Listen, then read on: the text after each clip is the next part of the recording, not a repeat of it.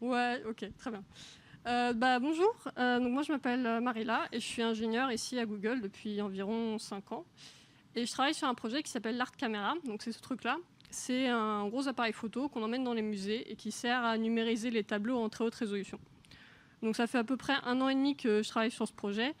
Et avant, je ne connaissais rien du tout en photo ou en image, donc j'ai appris pas mal de trucs au fur et à mesure, et notamment beaucoup de trucs sur les couleurs. Et je me suis rendu compte que c'est un truc qui peut paraître simple, mais en fait c'est beaucoup plus compliqué qu'on peut le croire, ou en tout cas que je le pensais. Donc je vais essayer de partager avec vous quelques trucs que j'ai appris sur les couleurs.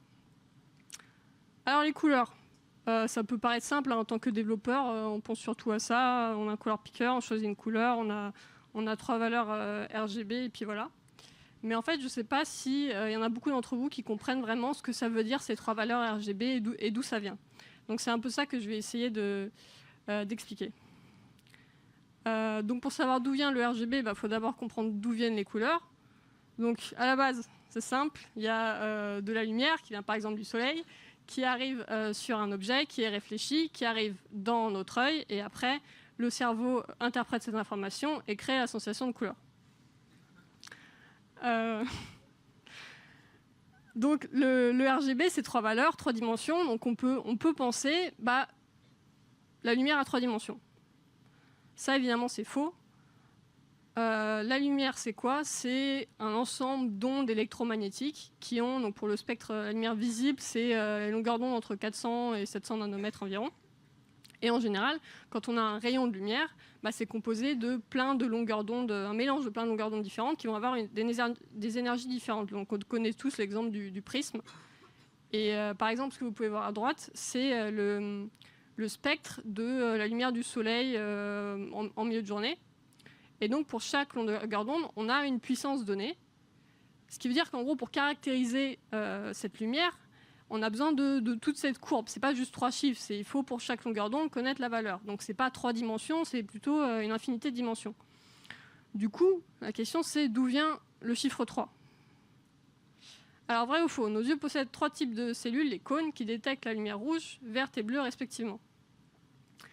Ça, c'est pas complètement vrai. C'est pas complètement faux non plus, mais c'est pas complètement vrai. Donc, effectivement, dans l'œil, on a des cellules photoréceptrices qui détectent la lumière et qui s'appellent les cônes. Et on en a 3 types qui vont réagir à différentes parties du spectre. Donc quand on a un spectre, une lumière comme ça compliquée, composée de plein de longueurs d'onde qui arrivent, les 3 cônes vont donner plus ou moins 3 chiffres. Et après, le cerveau, à partir de ces 3 chiffres, il va faire une couleur. Là où je disais que c'est pas complètement vrai, c'est que c'est pas vraiment des cônes rouge, vert, bleu en fait. Si on regarde les parties du spectre auxquelles réagissent les cônes, ça c'est pour chaque type de cône, comment ils réagissent à chaque longueur d'onde.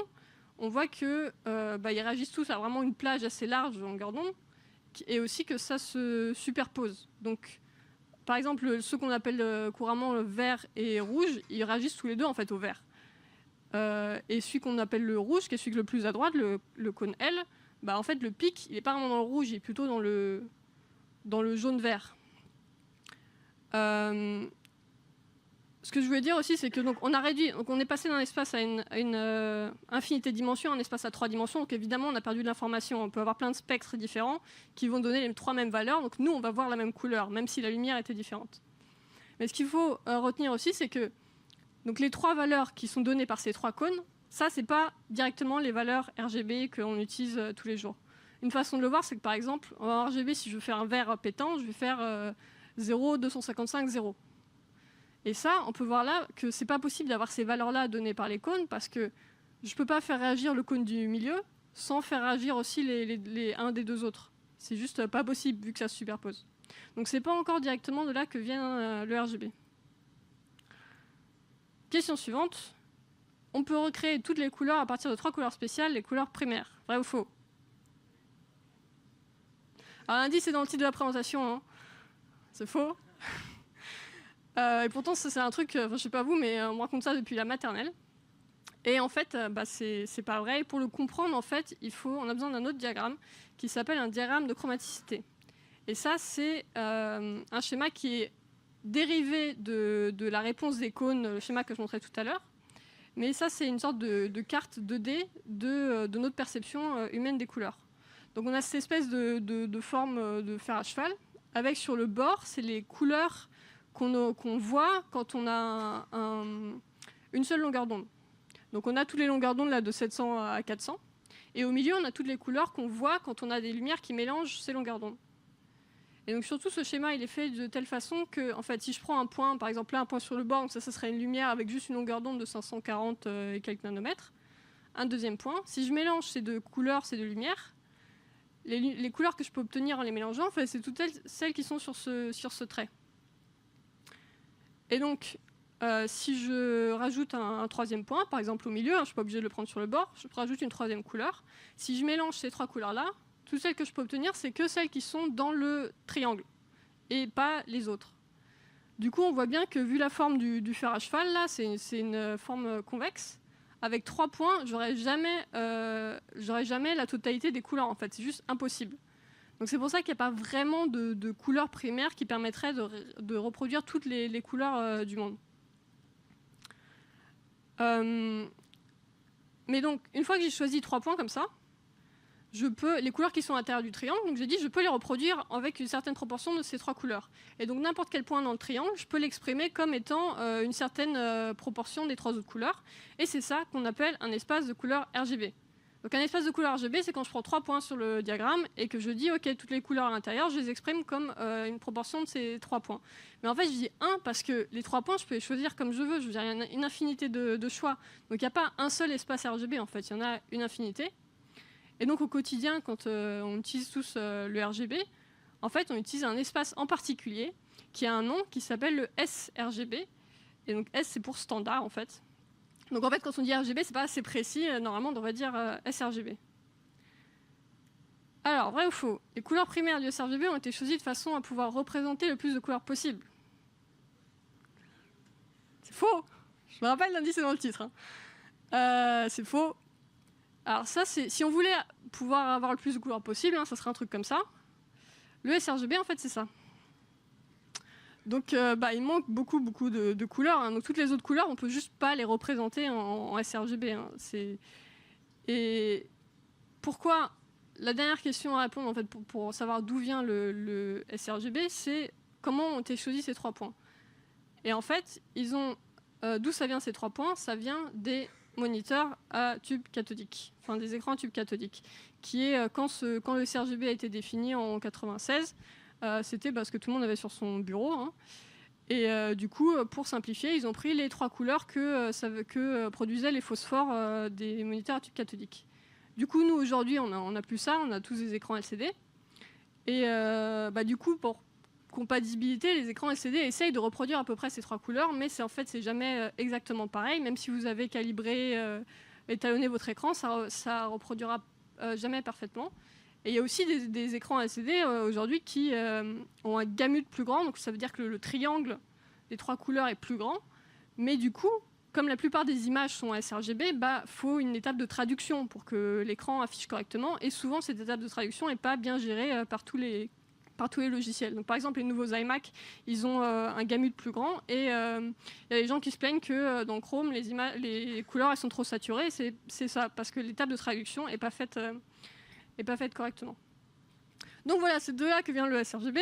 Le RGB que vous utilisez toujours, ça vient des moniteurs à tube cathodique. Donc ça, c'était une petite intro en gros à la colorimétrie, qui est la science de la quantification des couleurs.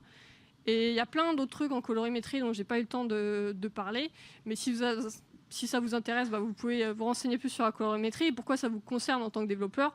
J'ai mis 2 exemples là, mais c'est par exemple, dès que vous faites des calculs sur des couleurs, par exemple une moyenne de couleurs pour faire un dégradé ou une transparence, si vous le faites juste avec les valeurs RGB, ça va donner un résultat faux, et vous aurez le résultat qu'on a à droite là, qui est tout moche. Je ne sais pas si ça se voit bien là, on voit bien que le contour du 4 est tout moche.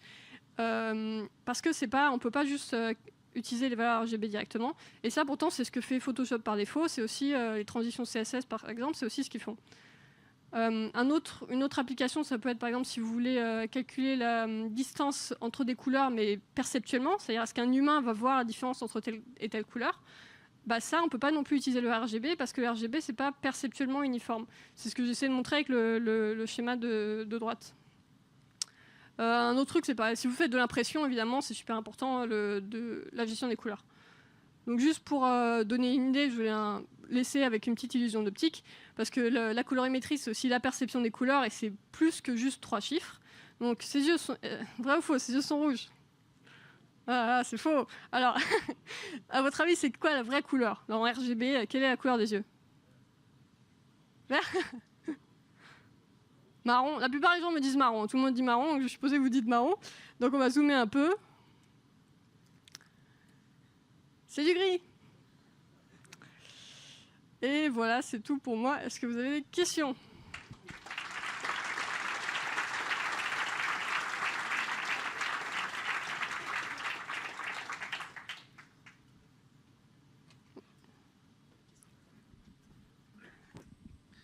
Bonjour, merci pour la présentation.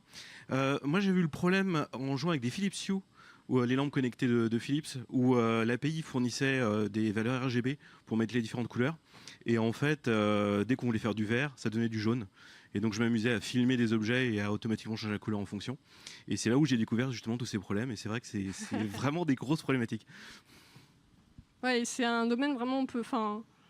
C'est, comme on dit, ils disent en anglais rabbit hole, je sais pas comment dire en français, mais plus on apprend, plus on découvre qu'il y a plein de trucs qu'on ne sait pas, et c'est vraiment beaucoup plus compliqué qu'on peut penser en fait.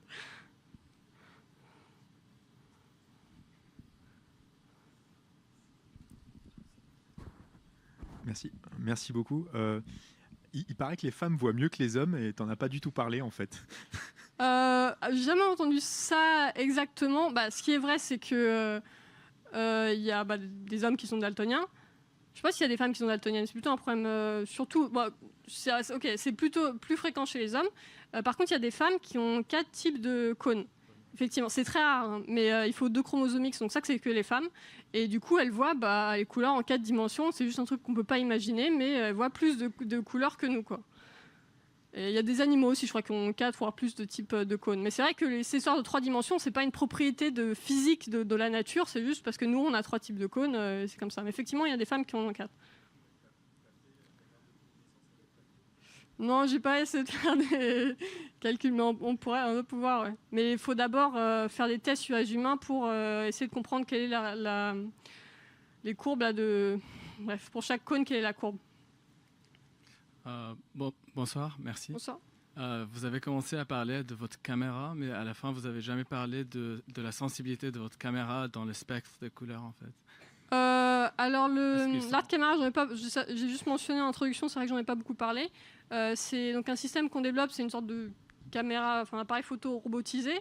En fait, l'appareil photo qu'il y a vraiment à l'intérieur, c'est un appareil photo standard de Canon. Donc, je sais pas, c'est les propriétés des appareils photo Canon standard. Après, nous, ce qu'on fait avec l'art caméra, en fait, c'est que donc on a cet appareil photo et après on a 2 moteurs qui permettent de diriger automatiquement l'appareil photo là où on veut sur le tableau. On prend plein de photos et après on les recolle tout ensemble pour faire une immense image qu'on appelle des gigapixels parce que c'est plusieurs milliards de pixels, quoi.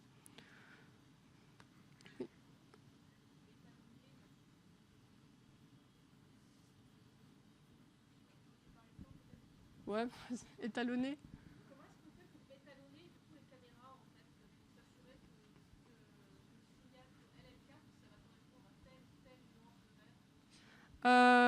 Alors pour les appareils photo, je ne sais pas très bien, mais ce qu'il faut comprendre, les appareils photo c'est assez compliqué parce qu'en plus, donc les appareils photo ils ont des capteurs pareil rouge, vert, bleu, mais le spectre d'absorption les longueurs d'onde que vont absorber les capteurs rouge, vert, bleu, c'est pas les mêmes que nos cônes à nous, hein, donc c'est pareil. Après il y a encore une étape de traduction.